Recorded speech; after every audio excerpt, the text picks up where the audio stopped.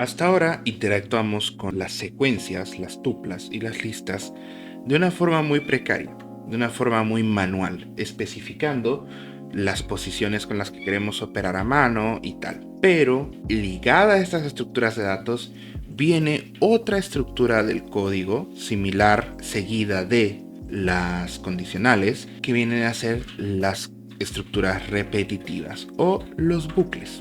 En Python se incluyen dos tipos de bucles, los bucles for y los bucles while. Estos permiten repetir el código de forma eficiente bajo ciertas condiciones específicas. El bucle for se utiliza para iterar sobre una secuencia. De esta forma, su sintaxis es: para for cada elemento en una secuencia, en cada iteración vamos a operar sobre el elemento de la secuencia. Mientras que el bucle while ejecuta un bloque de código mientras una condición sea verdadera, porque tal cual while corresponde a mientras en español. Mientras la condición se cumple, ejecutamos el código. Cuando la condición ya no se cumpla, se sale del bucle. Veámoslo como una analogía. Piensa en los bucles en Python como correr en una pista.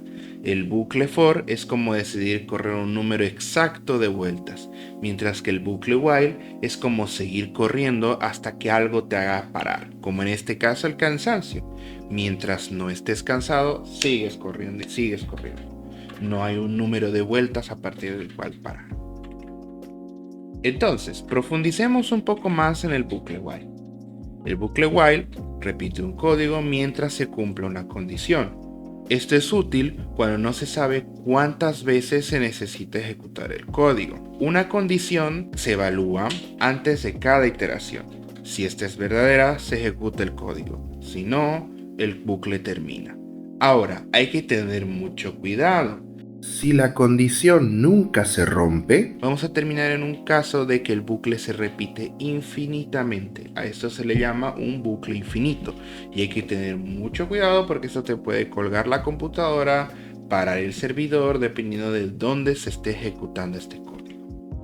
Veamos un ejemplo del uso de estos bucles while. Por ejemplo, ¿qué tal si yo quisiera sumar los primeros 10 elementos? ¿No? Empiezo con suma y el número. Mientras el número sea menor o igual que 10, suma va acumulando el valor del número. Cuando el número supere 10, 11, nos detenemos. Mientras tanto, también tenemos que acumular número, porque si no lo incrementamos, el bucle corre infinitamente y me cuelga la computadora. Ejecutamos este código y vemos que la suma de los primeros números del 1 al 10 es 55. Estamos repitiendo este código en bucle y no tenemos que hacer ese trabajo manual.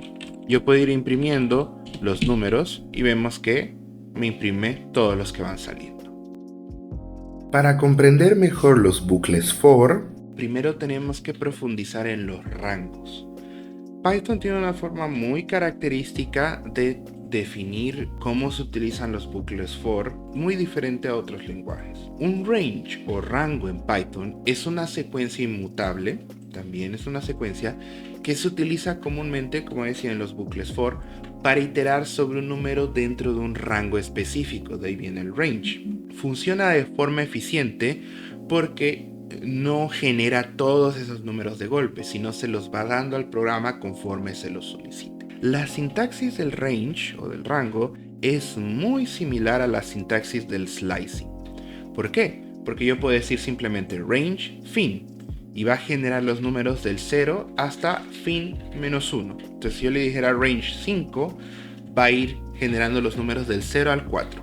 También puedo decir range inicio a fin, similar al slicing.